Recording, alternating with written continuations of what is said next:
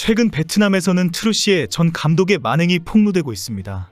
박항서의 제자들을 의도적으로 배제한 것부터 시작해서 뒤에서 온갖 비아냥과 왕따까지 일삼았다는 것입니다. 베트남은 박항서의 파파 리더십과 비교하면서 큰 충격을 받고 있습니다.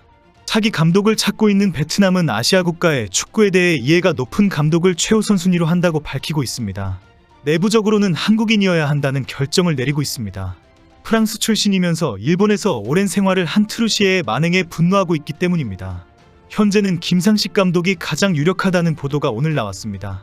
지난 3월 28일 베트남에서는 국가대표팀의 미드필더 응우엔 꽝아이의 결혼식이 열렸습니다. 베트남이 자랑하는 축구선수 꽝아이의 결혼식에는 박항서 감독이 참석해서 큰 화제가 되었습니다. 꽝아이는 박항서 감독과 함께 베트남 축구의 전성기를 이끌어왔다고 평가받고 있습니다. 베트남에서는 손흥민과 비교하는 기사가 항상 올라올 정도로 큰 인기를 끌고 있습니다. 꽝아이는 2018년 동남아시아 선수권대회 MVP, 2019년 동남아시아 축구연맹 올해의 선수상, 2019년 아시아 축구연맹 올스타 등 박항서호의 최고 스타 선수였습니다. 결혼식도 화려했지만 박항서 감독과 호황득, 띠엔인의 참석이 큰 화제가 되었습니다. 오늘 베트남 언론에서는 꽝아이가 태국 리그에 영입 제안을 받았다는 뉴스가 올라왔습니다. 그런데 제목이 트루시에 감독에 의해 잊혀진 꽝아이를 태국이 초청했다라는 표현이었습니다. 트루시에가 감독을 맡고 있을 때에는 제대로 출전 기회가 없었기 때문입니다. 베트남에서 꽝아이를 잊혀진 선수라고 부르게 된 이유는 지난 6일 베트남 매체 봉다바더이송의 보도 때문입니다. 보도에 따르면 트루시에 감독은 취임하자마자 몇 명의 선수를 지목하면서 박항서의 선수라고 지목했다고 합니다. 훈련이나 경기에서 계속 불편하게 하면서 의도적으로 고함치고 불편하게 했다는 것입니다. 그 선수들이 함께 숙소에서 묵게 되면 저기는 박항서의 호텔이다라고 불렀다고 폭로되었습니다. 이미 이런 지적은 지난 21일 베트남 축구협회의 트루시의 경질 발표 때에 쏟아진 비난입니다. 지난 3월 베트남은 인도네시아 원정에서 0대1로 패한 후에 안방에서 열린 월드컵 지역 예선에서 0대3으로 완패를 당했습니다. 당시 베트남 언론들은 일제히 트루시의 이상한 대표팀 운영이 패배를 불러왔다라고 비난했습니다.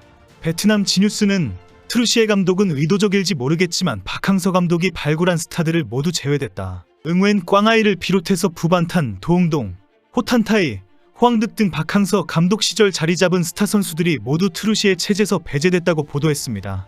다른 매체들도 베트남 최고의 선수 호황득이나 꽝아이가 배제됐다. 트루시에 감독은 이러한 선수 선발에 대해서 전술 핑계를 말했다. 트루시에 감독은 박항서 감독의 업적을 일부러 지우려고 했다고 지적했습니다.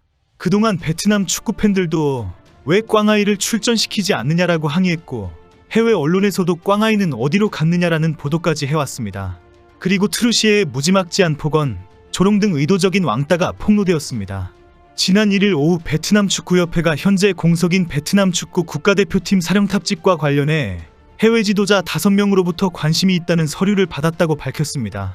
바로 베트남 언론은 5명의 후보 중 한국인 지도자가 2명이 있다며 그 주인공이 김상식 전 전북감독 그리고 김도훈 전 울산감독이라고 보도했습니다.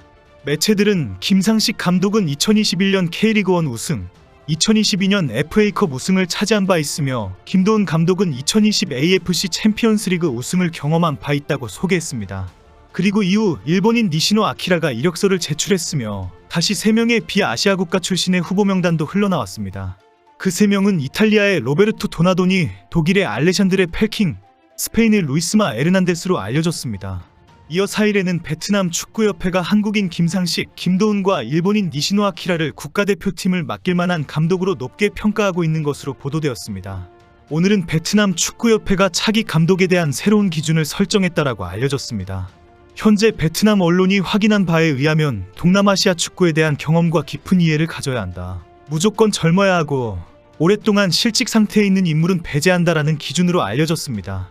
이는 지난 트루시에 감독이 69세에다가 오랫동안 실직 상태에 있다가 갑자기 베트남에 왔다는 것이 감안되었다는 것입니다.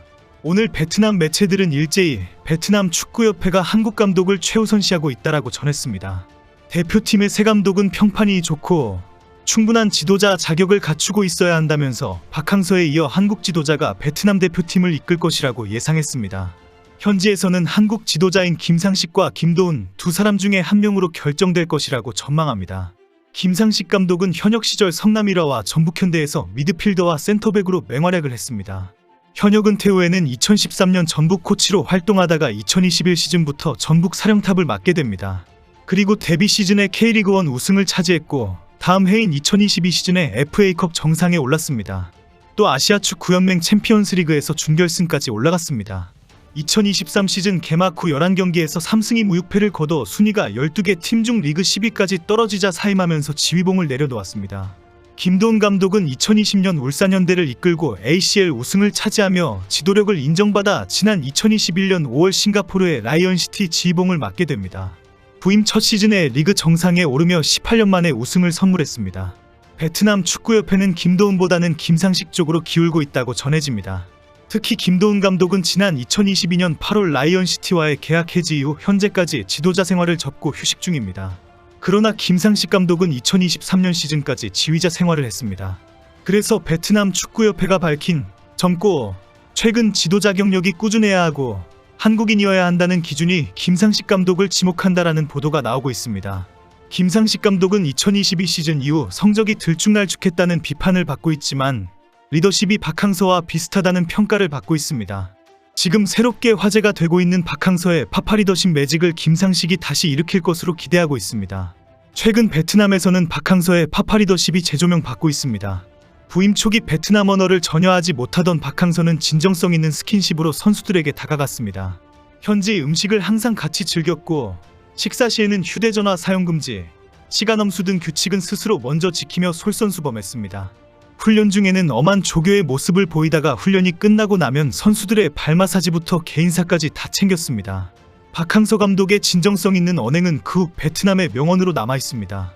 박항서는 2018 AFC U23 대회에서 우즈벡에 패하여 아쉽게 준우승을 차지한 이후 움츠러든 베트남 선수들을 향해 최선을 다했으니 고개 숙이지 말아라고 격려한 바 있습니다.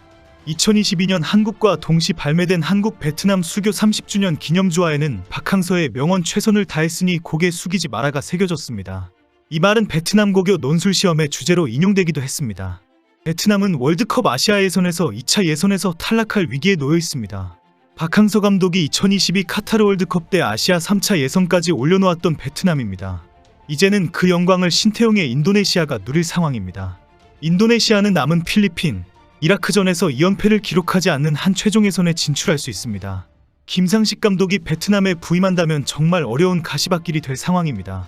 박항서로 부흥시켜 놓은 베트남 축구를 트루시에게 맡겨서 완전 폭망시킨 베트남입니다. 이제 다시 한국 지도자에게 지휘봉을 맡겨서 부흥을 기대하고 있습니다. 쉽지 않은 부활에 한국 지도자가 또 고생할 판입니다.